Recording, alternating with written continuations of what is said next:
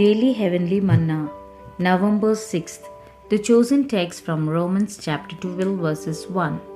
I beseech you, therefore, brethren, by the mercies of God, that ye present your bodies a living sacrifice, holy, acceptable unto God, which is your reasonable service.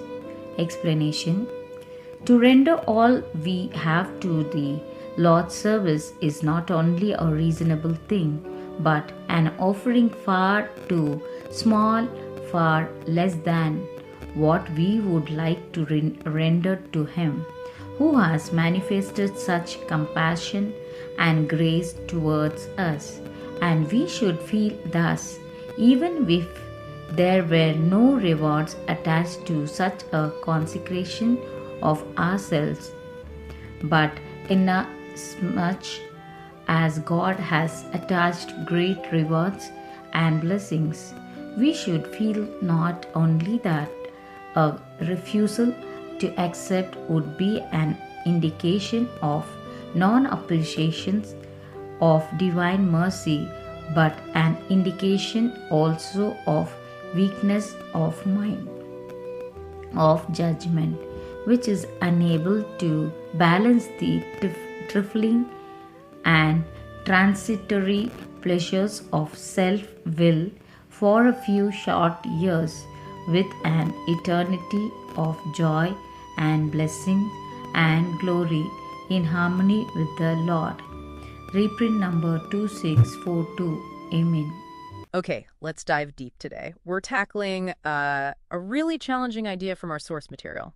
It's about total dedication. You know, the instruction in Romans 12.1, presenting your body as a living sacrifice. Right. All in, no holding back. Exactly. But here's the kicker, the really startling part. The text calls this huge, life-consuming thing just reasonable service. And that's the core question, isn't it? That's our mission for this deep dive, really. Yeah. We're looking at the daily heavenly manna for November 6th. Right. And we need to figure out the internal logic.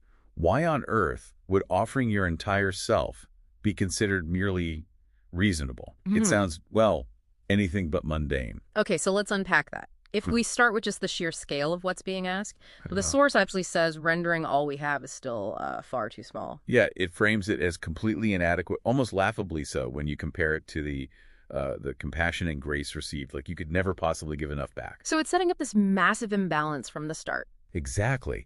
And what's really crucial here, I think, is the motivation the source digs into. It insists this feeling, this sense of inadequacy, should be there even if there were no rewards attached. Okay, so the foundation isn't supposed to be transactional. Not at all. It's positioned as this pure, heartfelt response. It's just gratitude for mercy received, nothing else driving it initially. Okay, hold on, though. If the motive is meant to be that pure, just selfless gratitude, why then does the source turn around and confirm God has attached, great rewards and blessings to it? Doesn't that immediately sort of muddy the waters, make it transactional again? That's a really sharp question, and the source seems to anticipate it. It pivots, interestingly, from this pure theology to something more like pure rationality. Rationality, how so? Well, the rewards aren't introduced mainly as, like, bait on a hook. They're brought in as a way to measure human judgment. Judgment, okay. Yeah, so refusing this consecration, refusing to make that sacrifice, isn't just seen as ungratefulness. Which it already established. Right.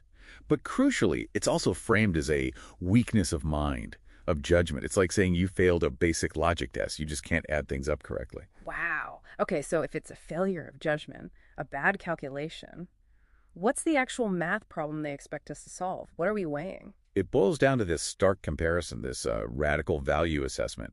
On one side of the scale, you put and this is their language, the trifling and transitory pleasures of self-will for a few short years. Trifling and transitory. Okay, so minimizing the costs significantly. Hugely minimizing it. And the other side, an eternity of joy and blessing and glory in harmony with the Lord. So basically temporary petty self-interest versus infinite eternal reward. Exactly. The source basically says giving up your self-will for a lifetime is pocket lint. It's next to nothing, trifling, when you compare it to an eternity of unimaginable blessing.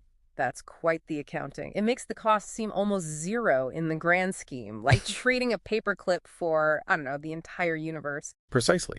And that's why the ultimate offering, the living sacrifice, this total dedication, is ultimately deemed reasonable. Because the return on investment is just astronomically, infinitely better. Logically, rationally, according to this text, yes. It reframes the whole thing. Dedication isn't some superheroic act of faith. It's just good sense. It's smart long-term thinking.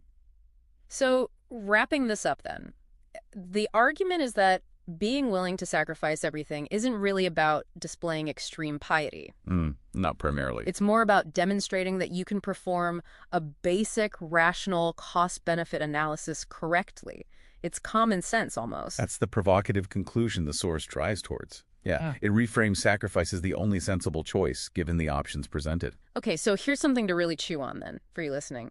If this source defines the inability to make the specific calculation, balancing tiny temporary costs against massive eternal rewards, if that's called a weakness of judgment, where else might that apply? What other areas in our lives might we be maybe unconsciously failing to properly weigh short-term, maybe trifling efforts or sacrifices against truly huge long-term exponential gains? Are we letting small, immediate desires that self-will sabotage bigger, better outcomes down the road?